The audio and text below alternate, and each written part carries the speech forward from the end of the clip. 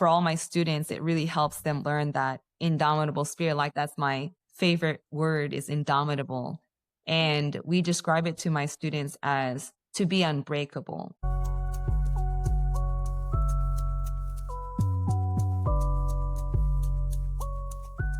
We are going to be joined today by none other than Master Sang Mee Ko. She has trained in Taekwondo since she was 3 years old and both teaches and manages at her family's Taekwondo Dojang in Virginia. So Taekwondo has guided her path strongly in everything that she does, from earning her MBA to raising her son. She strives every day to showcase her strong body, mind, and spirit and inspire others to be indomitable. Her new project is embracing her new identity as Sabum Mom to help other women make informed decisions about motherhood in the male-dominated world of martial arts. So please join me in welcoming Master Sang Mee Ko.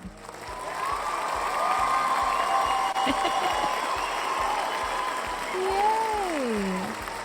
Hello, how are you doing this morning? I'm well. Thank you for the warm welcome. I'm really excited to be on this podcast because, as you mentioned, my new mission is kind of empowering moms just like you're doing yourself, but in a more specific space, right? Which is in martial arts. No, that's so cool. When Anna had told me, so for y'all that don't know, Anna was actually on a recent episode. She is the physical therapist and she explained some things. So she actually connected me with Miss Sang Mee, and to understand that you are a 5th degree black belt, Oh, correct? No, 6th degree. We are 6th now. 6?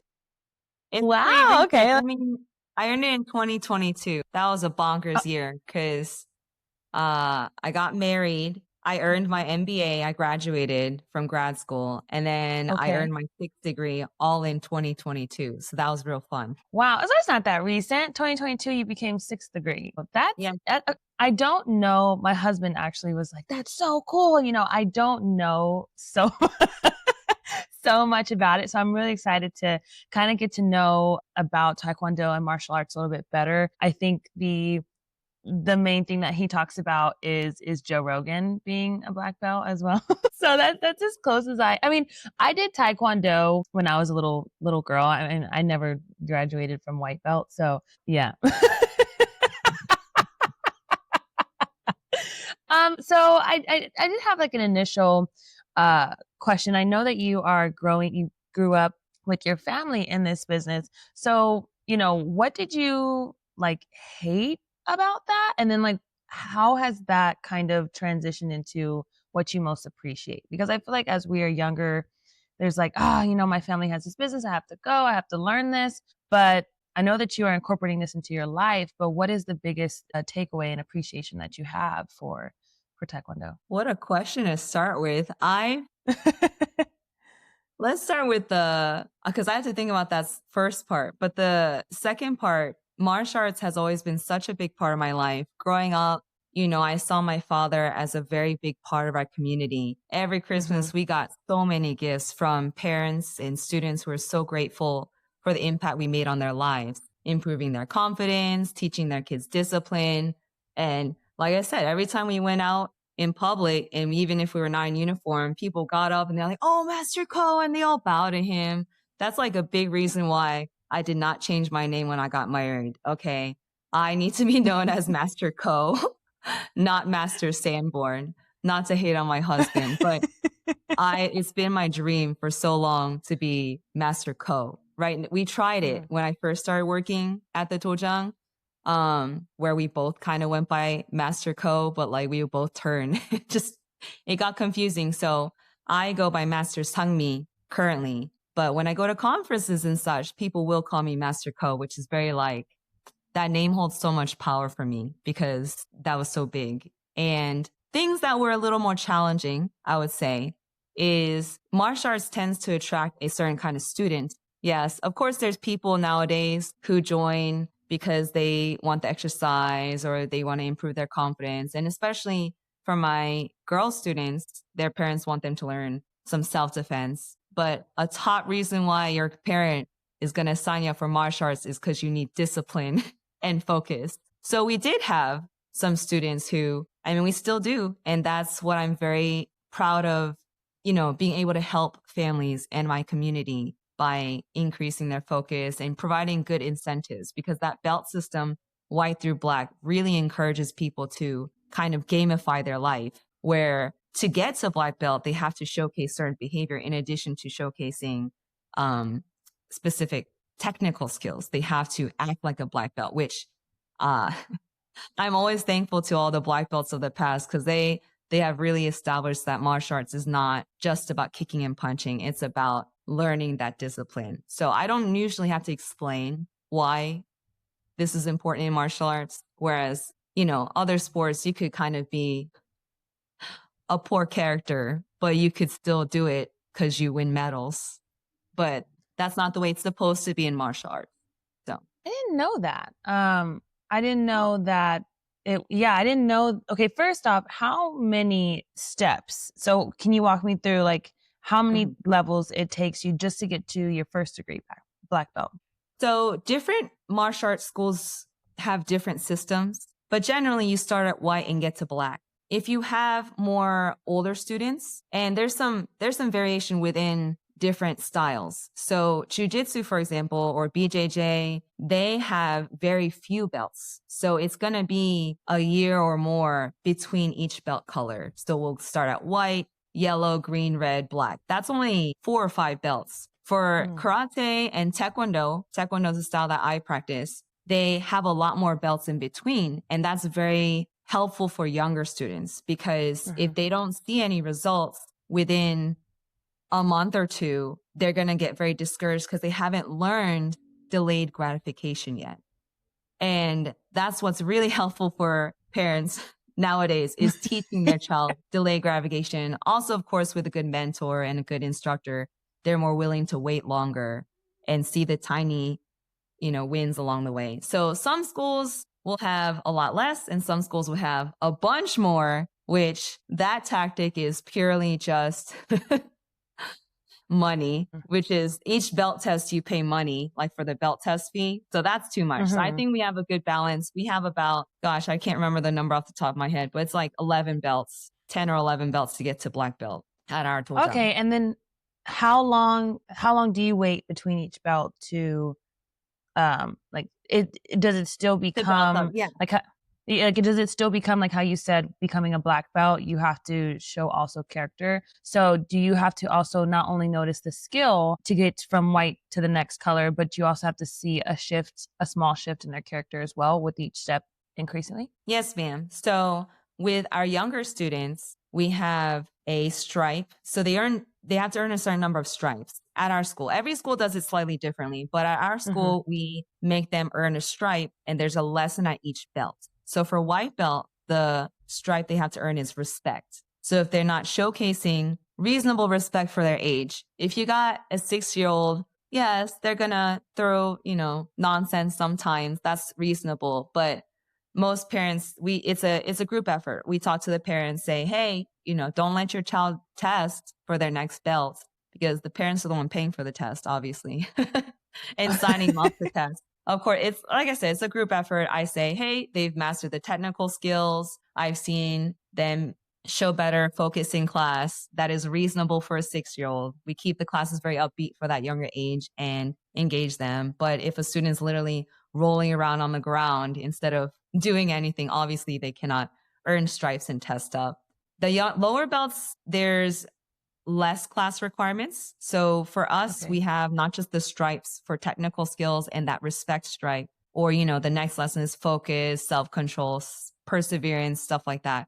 We also have class attendance requirements, because some students memorize things very quickly. They just learn everything and they think they're the master of everything. And I say, hey, you need more classes to build strong muscles and make that skill top notch for your level. And so for beginner, the minimum requirement is 15 classes before the next belt. Then intermediate increases to 20. Then advanced, we require at least 40 classes. Because even though they think they know it, they can use more practice. And for black belt and beyond, there's much longer requirements, 1.5 years to 3 years between black belts. Yeah, because you are definitely jogging my memory. I'm sure I was in Taekwondo when I was like, I don't know, 8, 7, 6, I don't know. I was young, but I do remember the stripes, the tape on the belt. So that did jog my memory. So even though your family runs the Dojang, I'm sorry, and your dad was definitely it seems like a big pillar and a big motivation and inspiration for you. Was there ever a time that you fell off? I was like, I don't want to do this anymore. Because I mean, 6 degrees, and you're explaining how long it takes. In between. So you were first degree black belt, and then you got away 6 degrees. So that's years of practice and discipline and dedication. So was there ever a time that you fell off? Yes. High school in particular, I'm Korean. My parents are immigrants, and so Okay. I think I'm considered first gen because they're immigrants and then I'm first gen. Yes. I always Yes. forget the difference, but there's a big pressure to study well. So I, was focusing a lot on my studies and some other activities like student council during high school. In addition, high school is where you feel like, and I'm seeing this with my students now, and I give them grace because I was the same way, especially I'm the grandmaster's daughter. How can I like judge these other kids who don't have that much of a like buy-in to martial arts? They're doing Mhm. it because it's fun and they enjoy it. But I felt like, man, I want to try some other school sports. I want to, so I did actually try cross Yeah. country for a year. I thought it was Okay. very ideal because it would increase my cardio and help me in martial arts. And I'm going to tell you how I did in cross country. I was last every single race except my first one. I was Mhm. next to last. I was the worst Oh. runner. I, nowadays, I'm good at running because that instilled in me a love of running. And that's definitely helped me with my martial arts. But Okay. it was embarrassing. I think it was very humbling to do that. And one of my students right now, he's in high school and he joined cross country. He's also not dead last, but he's told me he's not the top guy. And he is on the mats. On the mats, he's one of our best black belts. So I told him, yes, Okay. that is a good experience for you to know what it's Humble like yourself. to work hard when you're not the top Mhm. person. I like that. I like that you said that because I've always been embarrassed to say I've been that type of person growing up. Not now. I have done a lot of self-fixing, but things that I wasn't good at, or I felt like you said, you were dead last or second to dead last. I probably would have given up if I'm being honest with you. And do you feel that having this background in martial arts kept you going in cross country, even though you weren't so great at it at the time? I mean, I only did it for a year. So did I really keep up with it? You Not did. You did the really, whole but I season. did You did finish the the whole season. season. I finished the season and I kept running afterwards because I understood, hey, running isn't so bad. And I did on Mhm. my own. Nowadays, when I do 5Ks, I'm probably like top 10 in my age division. So it paid off. I think Yeah. definitely martial arts, not just for me, but for all my students, it really helps them learn that indomitable spirit. Like you mentioned in my Mhm. intro, that's my favorite word is indomitable. And we describe it to my students as to be unbreakable. It doesn't mean, sometimes people oversimplify and say indomitable means never give up, which yes, it is somewhat like that, but it means to overcome not just working hard at something, but what if something's boring? And what Mhm. if you feel like you're bad at it? You still carry on if it's worth doing. Of course, there's Mhm. certain things you should just stop. Yeah. You figure out what matters the most to you. And the reason I love this job is because I can't be a hypocrite. When I teach my students this, oftentimes it comes at a very convenient time in my life where, example, during COVID, I would tell my students, be indomitable, don't give up, we can do this. And Mhm. of course, that reminded myself to carry on through COVID because what we did during COVID was we did a lot of online classes, we did classes through Mhm. Zoom, but we also have an after school program. Oh, That's okay. where we make a lot of our impact in our community is we pick the students up from school. About half my students are after school and half of them are brought by their parents or adults come to classes too. So they'll come do Mhm. classes and go home like a like an activity. But after school, we basically are unofficial childcare. And so a lot of these kids grow up with us and become instructors because they feel that I believe the same way I do, which is I learned all these lessons. But during COVID, they had virtual school and their parents, some of them were essential workers and still had to go to work, right?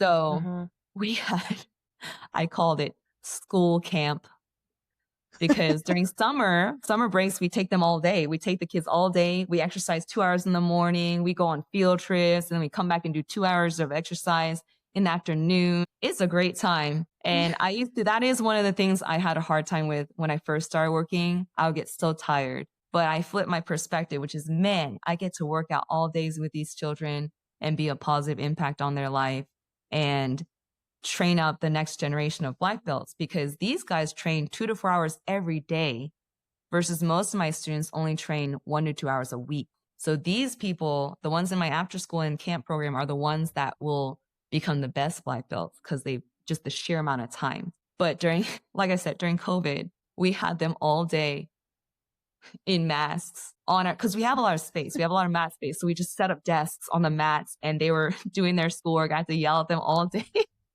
Get back on your Zoom, put your mask back on. And that's what I needed my indomitable spirit for back then for a whole year. Can you imagine, Keely? For a whole but year that's during COVID. amazing, Sangmi. I mean, was I'm just sitting here listening to you and I can definitely tell that you are sold out for this and you have such a passion. And as a mom, I'm hoping that so many other parents are listening to this. And I didn't know this about Taekwondo. I mean, of course, like you said, people put their daughters in it, self-defense, make sure you can possibly get out of a chokehold or something like that.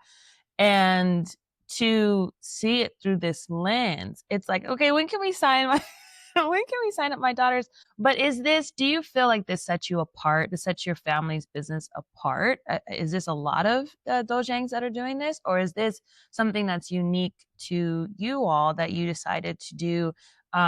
Because I mean, the Taekwondo studio that I went to closed down. I mean, and it closed down when I was young. It wasn't there long. So is this something that y'all have transitioned into to keep your business going? I mean, it's so beautiful what you're doing, but is that kind of how you've been able to maintain the business? This is good. This is good chatting and talking to an outsider who knows nothing, because of course I keep up with industry trends and after school programs, a lot of my generation, they don't want to put up with it. They don't want to put up with disrespectful ADHD children and kids that are not, the top athlete, because they don't want to. They want to raise champions and go to competitions. So they charge premium rates, which is fair. I think I respect that if you want your program to cater to people who have higher income and want to compete and win medals.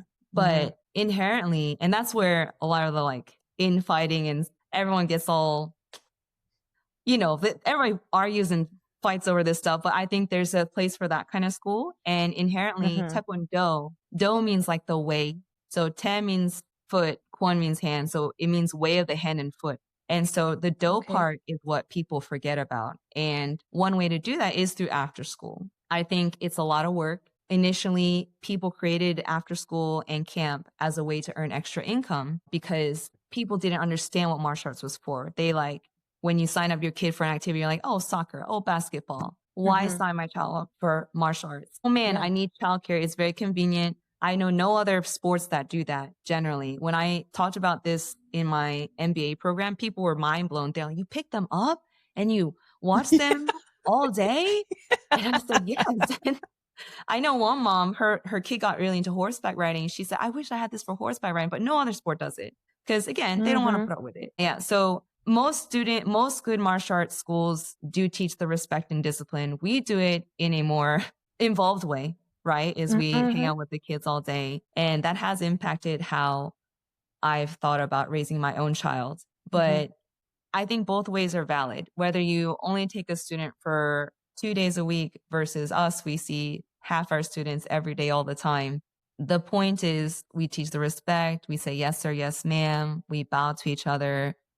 And the poor schools are like, we call them the McDojos. They just let you go to black belt if you pay money. So it doesn't matter if you're not technically skilled or athletic, on top of not even showing your respect. You just get your black belt if you show up and pay money. But I I get that if the few bad seeds, just apples or whatever, make everyone Yeah. on edge because they don't want to be that school. But I believe we have a good balance where we don't make martial arts inaccessible. That's my big thing is you need to make it accessible. If you have too Mm-hmm. high a standard, then how are we're gonna help what 1% of the population, like less than if we only cater to the high performing athletes versus if you make Yeah. space for the students who have ADHD, who are autistic, because we have both, we can help them more in their families, in the community. And Yeah. I mean, that's worth it to me. Although sometimes Mm-hmm. people,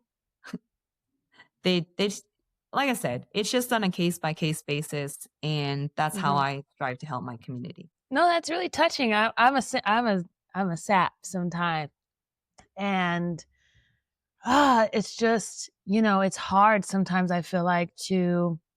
I mean, we live in this world, and we're seeing so much more because of social media, and it's like I feel like a lot of children and even like you said, adults are like, I can't do that. I wouldn't want to stand up there and go pick up them kids and deal with them kids all day. I mean, even I was sitting here like, I don't know how, I don't know how she does it, especially, kids that are mine, and they're mine, but other people's kids, it's hard. And it's hard to find quality, and this is exactly what the community, and I'm glad y'all are doing this in your community, needs, because we are forgetting about the kids, and a lot of kids are falling to the wayside, and people don't want to deal with autism, and they don't want to deal with ADHD, and they just want to put them on medication. And this is such a healthy way to keep them in society, learning and handling whatever thing that they were born with in a way that it's okay. And, I had a friend, she dealt with, or she went to school and she helped autism and she helped the full spectrum. And she was like, what really frustrates me and what really makes me upset is that some of these kids that were born with autism, they could have been okay. They could have been high functioning. They could have been able to go out into the world and be independent. But the parents were so lazy, and they just, oh, they have autism. So they just babied them. And then now they have to live with them for the rest of their life. And they're not capable because they felt like they were less than because they had autism. And when she told me that, it was a while ago, that also opened my mind because I didn't know. I wasn't educated on that, but just listening to her speak, and I was like, I didn't know that it could be mitigated and it could be handled. And is it that movie I Am Sam, who was autistic and had a daughter? Maybe you don't know. Anyway, let me not go down that road. But anywho, I learned that even though you have autism, it doesn't mean, your life is over or you have to live with your parents for the rest of your life or things like that. So I really appreciate that you're saying, we don't just look for the top athletes and we don't just turn away people. That's really admirable and indomitable because you do have to be unbreakable to deal with one, kids that are not yours, and two, kids that have some challenges. I put it this way because if you think about it, the reason why people don't want to put up with it is not just dealing with that one kid. It's that they're going to disrupt your class and not get along with other students. Mm-hmm. So the 2 points based on what you said, for me, it's not that the parents are lazy. It's that they are not willing to accept it. If Mm-hmm. they accept it, they find the help early. Sometimes some parents are like over, right? They're like, my kid has Right. this and this and this and this sensitivity. I'm like, okay, I understand. We're still going to try our best.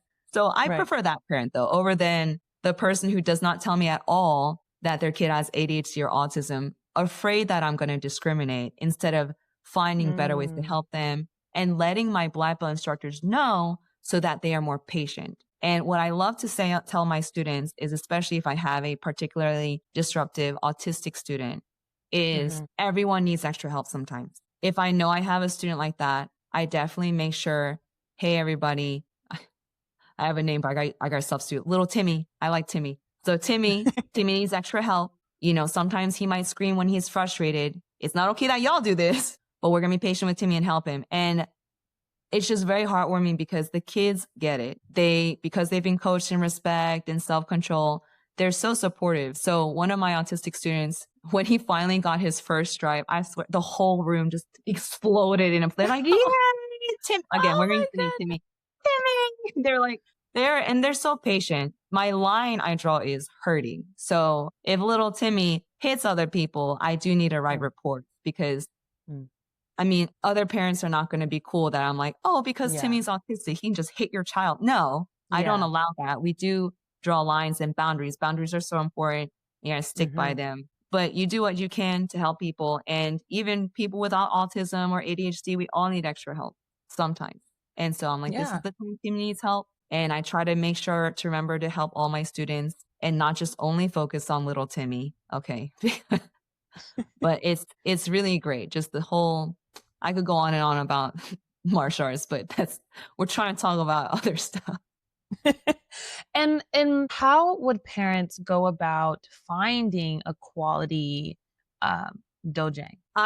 So in the past, again, because people were unfamiliar with martial arts, there were a lot of contracts. So they will lock you in and be like, hey, if you sign up, you'll get a deal if you commit to 3 years or 1 year. And I get it because to earn a black belt, you need to be training consistently, which is why in soccer, you can like do a season and leave and then come back in 2 years and it doesn't matter. But for martial arts, the point is we're trying to get from white belt all the way to black. And so that's what would happen. Nowadays, people understand more and not just martial arts, everything is subscription style. Us too. We're month to month. And it's 4 weeks notice to cancel. And so that's always nice. If they give you a cheaper rate, if you sign up for more months or a year or two, then that's up to you. I think if you walk into a school, you can generally tell the vibe.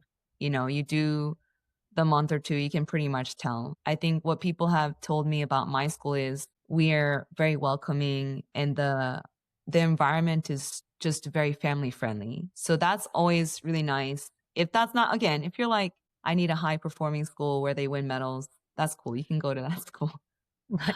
But you can tell when I do my trial, I let the parents go in the room with us and I show them how I teach. And I think generally that sells people, you know, like this is my business talk, side talking. I think you heard my nice side. I mean, it's not business is business, you know, you have to Right. earn a living 100%. somehow. So I'm not saying this from the business lens to be like, oh, I just like sell students and lock them in. And this is why I do it to earn money. I'm just saying, practically No, yeah. speaking, when I do my teaching and people see that, that's when they realize, yes, I would like to invest in my child to learn discipline and focus here because I see that she is very patient with my child, encouraging, but she doesn't just let them walk all over her. She teaches them and doesn't let them fool around either. So Yeah.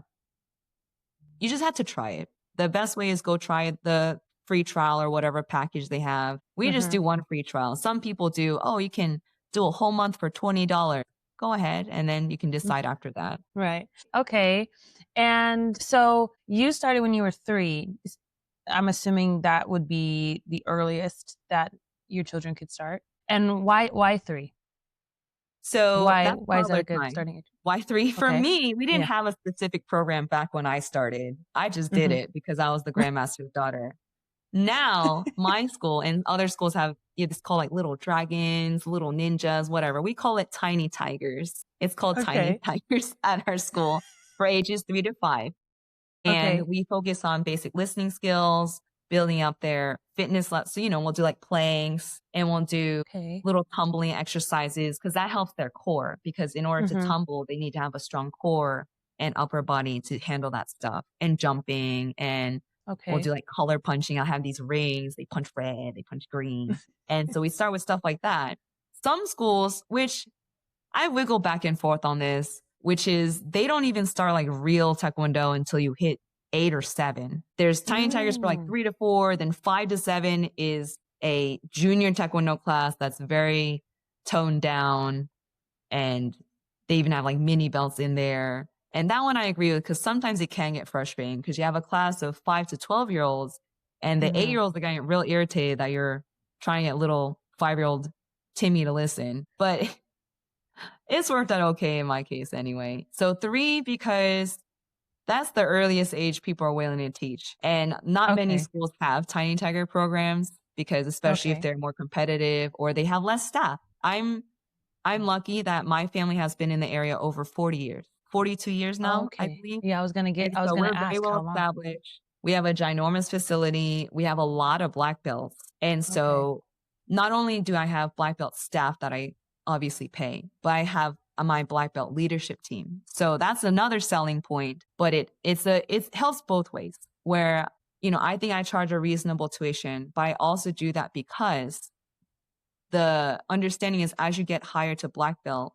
you're going to give back. You're going to pay forward by teaching Mm-hmm. the next generation of black belt. And I love that because one, it's nice for me because I get extra help when I teach. But two, these volunteer black belts learn leadership skills. They learn management skills. They learn, wow, to be less selfish, right? Mm-hmm. And the parents love it too because they're 9 and 10-year-old black belt child is getting so much more out of the program than just learning focus. Yeah, they're that young.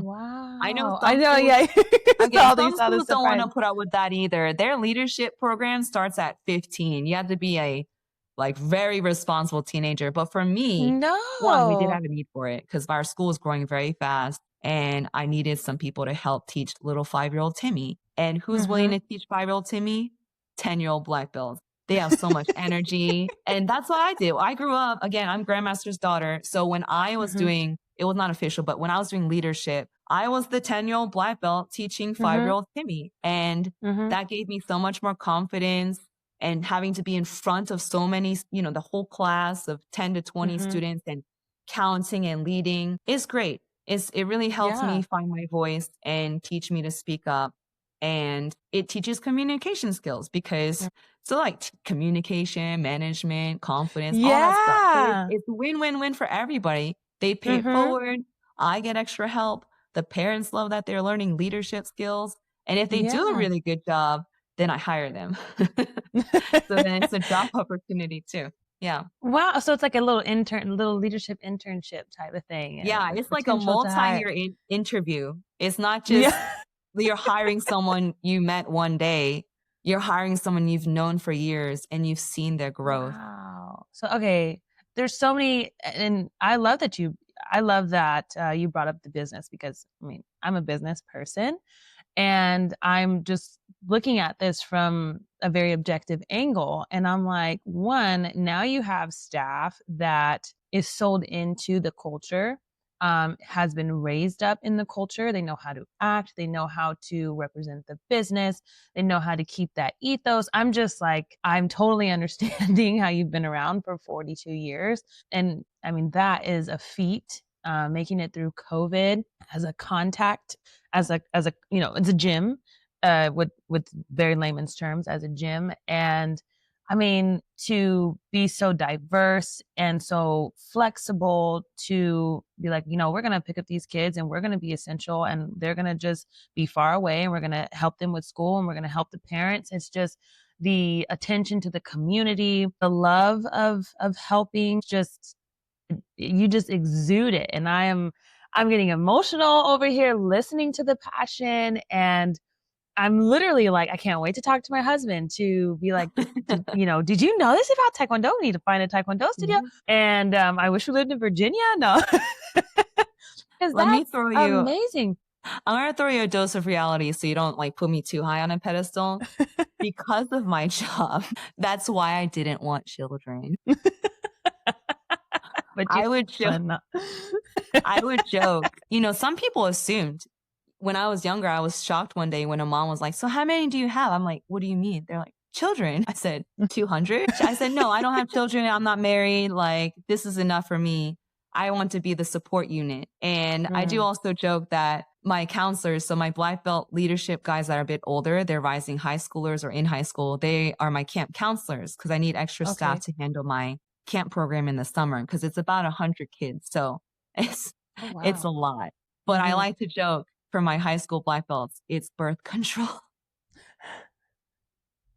It is. No, I literally, so my best friend had her son, my godson, when we were 20, and I watched him for her. It was like later on in the evening, and she didn't tell me that he was afraid of the dark. And so I was like sitting with him in the dark and he was screaming. And I was like, it's 10 o'clock. Like, I'm sure it's your bedtime.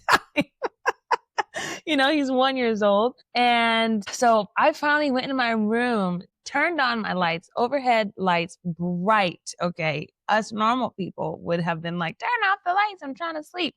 That's how bright it was. He knocked out right away.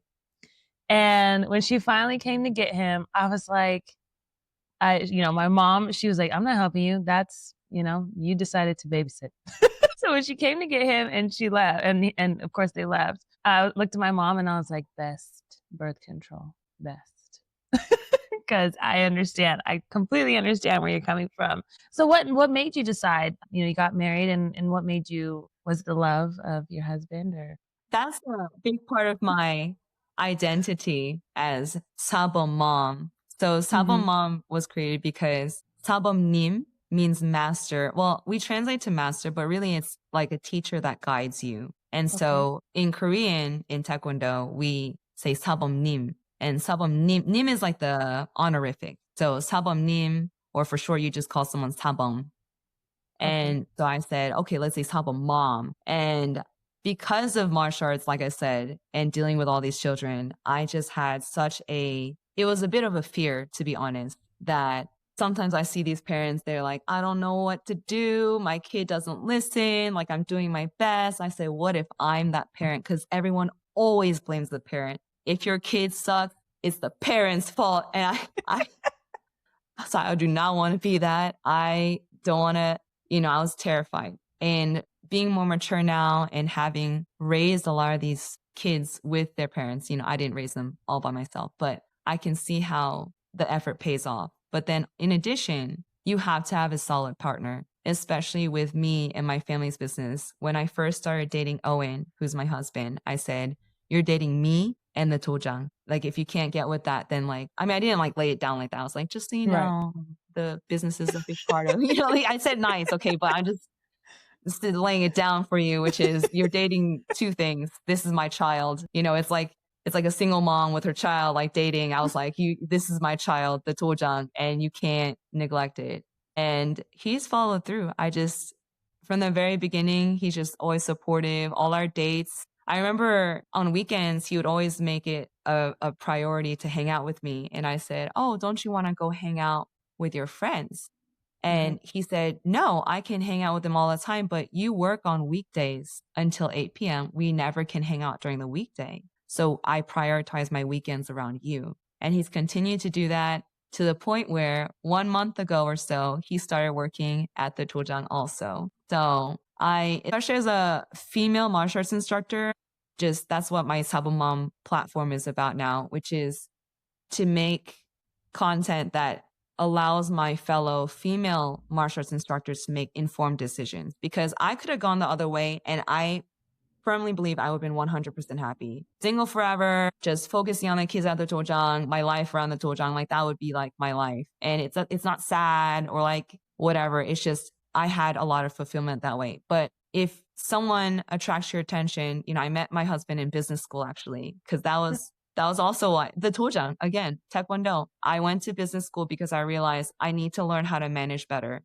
so I can better serve my students. And that's where I met this man. And he just blew me away with how supportive he was, how he prioritized me and supported me. He would help with Dojang events even before he officially started working this past month. And so that makes a big difference, especially if you want to have a kid. So the kid, if it was just 100% up to me, and it's going to feel very bad to say this because the society, like I said, the fact that I just told you I would have been 100% happy without my husband. No one likes when people say that, but I feel that way. I love my husband. I love that I'm married to him. I also think I would have been fine the other way. Same with my son. I love my son. This life we have right now is amazing and incredible, but I also feel like I would have been happy the other way too, married and unmarried. But I feel though that is the healthiest way to get married is when you are satisfied in your life and the person comes and adds value, they support you in what you're doing. Because if it was the other way, let's say you were desperate, he could have taken advantage of you. Let's say he was controlling and he tried to take you away from that, and you were a little bit less indomitable in what you were doing, you're a little bit more wavering. That could have been tugging you all types of different directions. But because you were indomitable, because you were steadfast, because you were strong in your beliefs and your pillars, and you had that discipline and you had that respect, not only for your fellow man, but for yourself, you were able to allow someone to come in and support you because you were happy with your life, because you were, you were fulfilled, you were happy. So he just added value, and now he's added another life, he's added legacy for you. I mean, that's amazing. I feel like that's very healthy to think about it that way. I don't think that that's bad at all. You would make an incredible black belt. You know that. You should sign up yourself for some classes. You Well, already got thank that you. black belt mindset. You already got it. Oh, thank you. I honestly, as I was talking to you, I was like, okay, I need to ask, like, how do, adults get involved? And first, before I forget, what is the name of your dojang? Because whoever is Oh, in Virginia and local and things like that, they can look you up, because what is that? it's called World Martial Arts. Okay. I'll send you a World link Martial. afterwards. We can like link it in your Yeah. description or Hmm. something. Yes. Yes. Because I'm sure, I mean, whoever's listening to this, and if they're in your local area, I'm like, even if they didn't stay on for long, I'm sure they could learn something by doing it for a year or a few months or something like that. Because yeah, I'm so impressed. I'm so impressed with the foundation and the way that you structure your business. It really sounds like a huge family. And so, what advice could you give, being with I've never interacted with your son, but I'm sure he is probably, I mean, I don't know, 2-year-olds, you have grace with them, so it's fine. But how are you navigating being a mom? And do you just feel like you're also going to bring him along to work and things? And how are you going to navigate that with the Dojang and your son? Yes. So that's again why I made this Sabum Mom Mm-hmm. is growing up, my mom took care of us. And then my dad did. And then my mom, when we grew up and were able to go to school, like 5 and up, that's when she started helping pick up the kids. We didn't start after school until we were in school.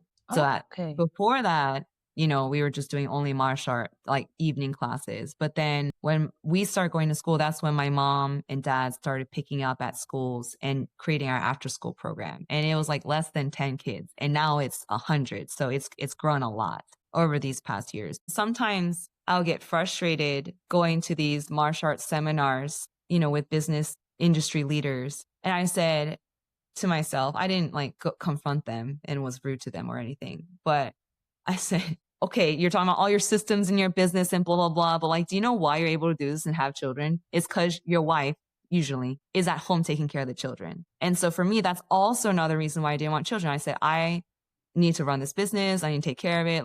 What man was content to be basically a stay-at-home dad while I run this business?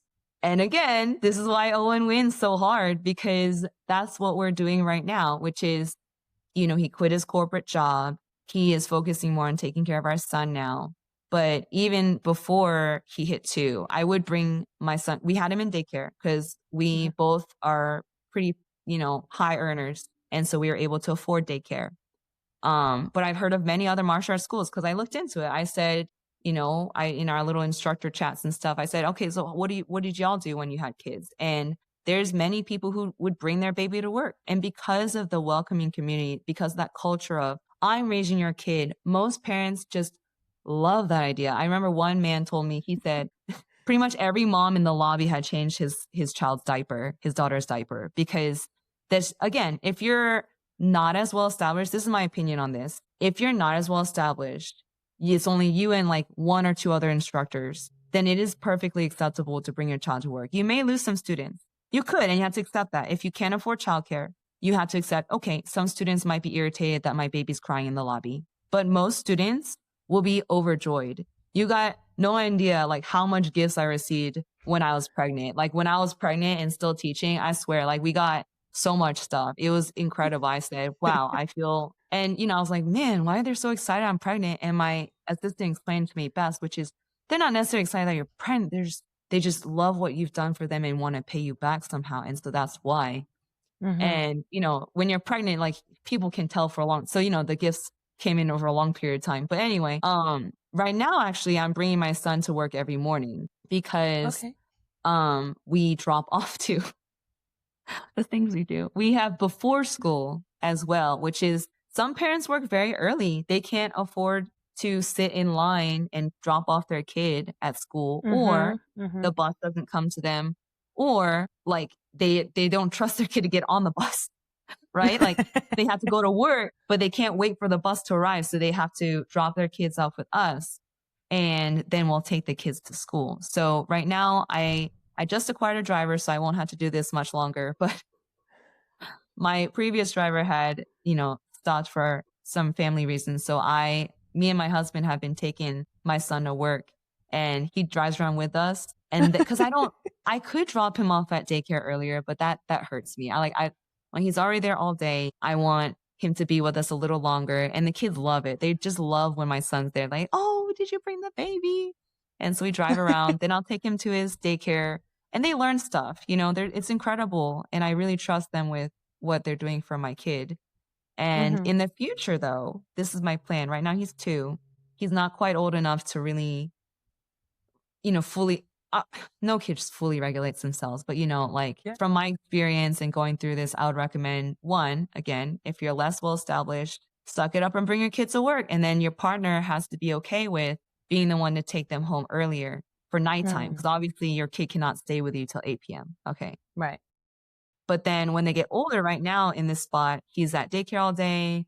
Then my husband leaves and takes care of him and does dinner and bedtime. But as he gets slightly older, he will end up maybe doing part-time daycare, and we'll pick him up at around the school time, 2 or 3 p.m.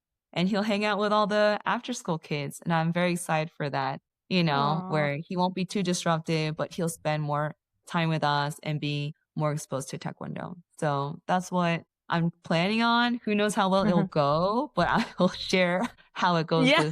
with my audience. Oh, well, yeah, that's, and that's nice and trying to figure that out. And that's cool that you have the ability, though, to be able to transition to bringing him more to the Dojang. And is your husband a black belt too now, or? He is not. I could have, but integrity is one of our philosophies, so I can't, lie. It would have been much more convenient if I could just pretend he was a black belt and he could be I could just teach him the white belt stuff and he could teach it and he would look legit. But no, I can't lie. He's currently learning some Taekwondo with me. Originally, we were going to wait until he could do it with Bear, our son. Mm-hmm. But realistically, the man wants a second kid. Oh. And so I'm on board too. Again, I'm willing to do it because he's so supportive. And it's a lot because that's the second part. I started making these videos about being Sabum Mom because Mm-hmm. I was also afraid of pregnancy because we just work so hard to build up this strong body. And then just, Yeah. it's not, I've built it back up over these past 2 years. And I feel like I am actually stronger than I was pre-pregnancy. I'm a little less lean, and that's fine. But in terms of my strength training, it's really increased a lot and I've worked very hard.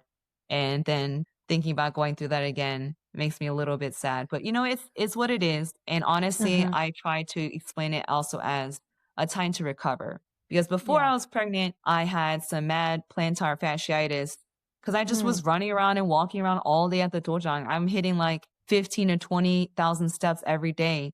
So it's just a lot on my body. So pregnancy forced me to chill out. I did teach until the week I gave birth. Okay. I was doing dog walk and everything. I Wow. was kicking. The only thing I couldn't do obviously was sparring. And towards the end, I stopped tumbling. So tumbling is where we do a little bit of hapkido where if you put someone in a wrist lock, you have to like jump and roll. I stopped doing that. I stopped doing the jumping and rolling around for the baby, And Mm-hmm. so I think that's very important to understand. Just it is what it is, like you obviously will lose some skills and who knows what it'll be like with the second pregnancy. But I also think that I tell all my students it's never too late to start. Like many of them have had 2 or 3 children. Am I going to say that I'm afraid to go on this pregnancy journey and tell them to suck it up and do Taekwondo and get their black belt?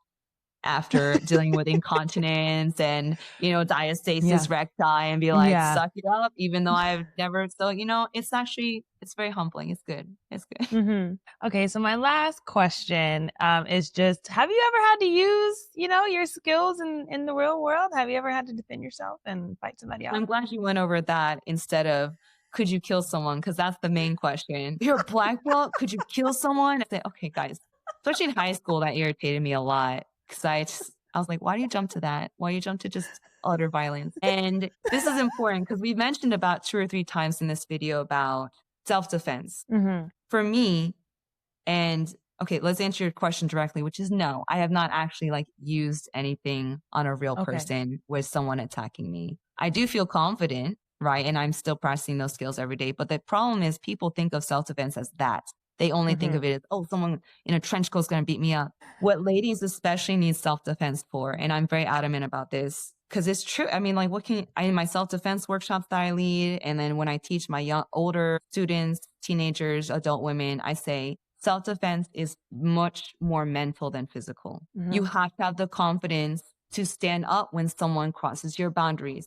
You have to be able to mentally prepare for someone to try to tear you down. A lot of self-defense, it should be against verbal abuse, emotional abuse. Because I actually have gone through that. We won't go into it too much because we're nearing the end of our time. But the Me Too movement was big. Everyone was like, yeah, I have felt threatened. It's never like someone put a knife to my neck. It's that they manipulated me and I was too afraid to speak up. I was not confident enough to leave a abusive relationship. And so when girls come to, when parents come to my martial arts school and say, I want to sign up my daughter to learn some self-defense, I don't want them to leave misunderstanding. So I say, hey, of course we'll teach your daughter how to kick and punch and whatever. But what's more important for your daughter to learn, and it doesn't have to just be through martial arts, but it's more inherent in it, I guess, than soccer, is they need to learn that confidence. They need to learn how to use their strong voice. Because a lot of my students, they do not have a strong voice. I say, punch and say, here, and they're like, yeah. And I have to encourage them, say, yes, ma'am, very strong voice. Sometimes they get annoyed at me and I just push through because I tell them, and I know in my heart, this is what you actually need. It's not the kicking. It's being able to say no. It's being able to speak up and say, back off. And we cannot say those words all the time. We're going to say, yes, ma'am.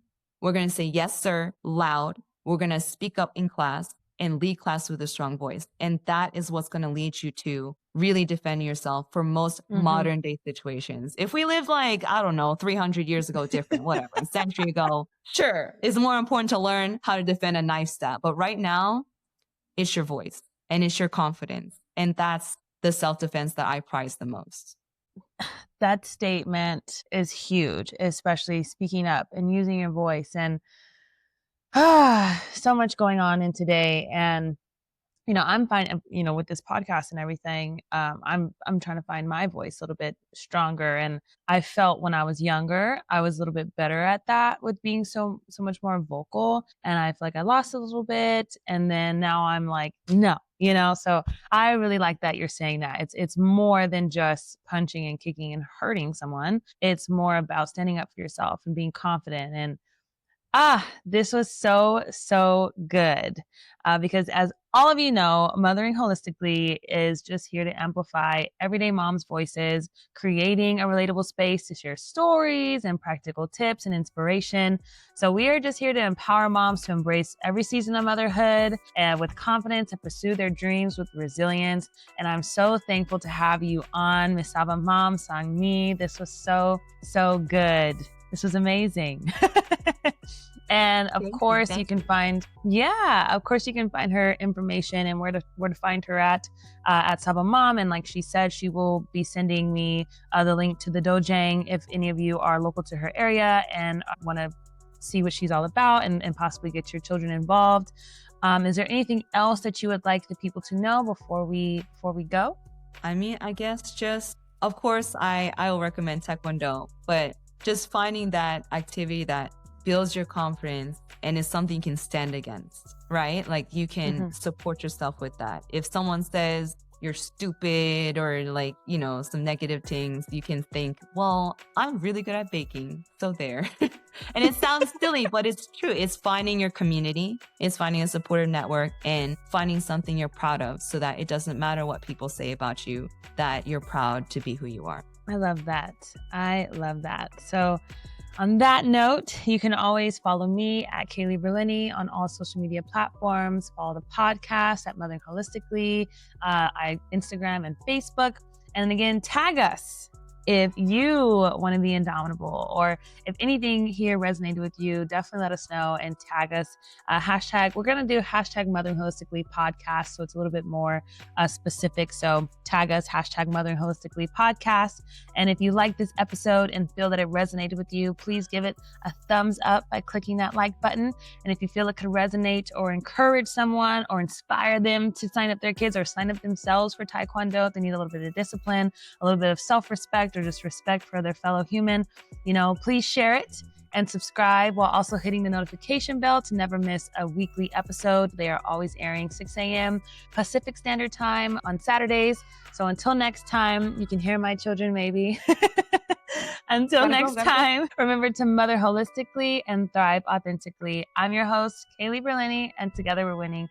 Thank you so much, Sang Mee. This was amazing. Thank you. Bye.